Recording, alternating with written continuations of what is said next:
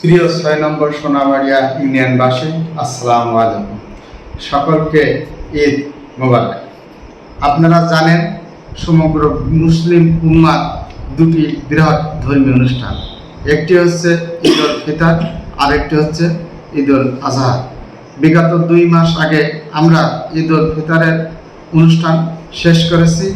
আশা করছি আগামী কয়েকদিনের ভিতরে আমরা আমাদের আর এক ধর্মীয় অনুষ্ঠান ঈদ উল আজহা উদযাপন করতে যাচ্ছি। ওই দিন সমগ্র বিশ্বে হাজার হাজার মুসলিম পশু কুরবানি করবে।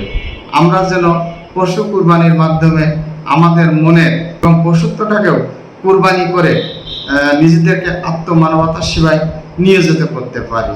সাথে সাথে আমাদের বিশ্বের সর্বোচ্চ এবং বিশ্ব মানবতা পূজারী মহানবী হযরত মুহাম্মদ সাল্লাল্লাহু আলাইহি ওয়াসাল্লাম কর্তৃক যে শান্তির অমীয় বাণী, আমাদেরকে যেন সেই কাজে আমরা নিয়োজিত করতে পারি। সমাজের যে সমস্ত বিত্তবান মানুষ আছেন, আমি তাদের কাছে আহ্বান করব, অসহায় মানুষ, খেটে খাওয়া মানুষ, যাদের আর্থিক সঙ্গতি নেই, আমরা যেন তাদের পাশে থাকি।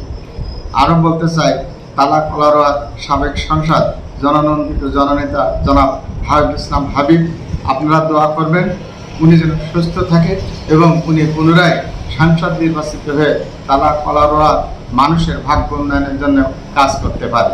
এই যে কুরবানির পশুর যে বর্জ্য, আমরা যেন নির্দিষ্ট একটা স্থানে ফেলি অথবা মাটি খনন করে তার ভিতরে রেখে মাটি চাপা দিয়ে রাখি।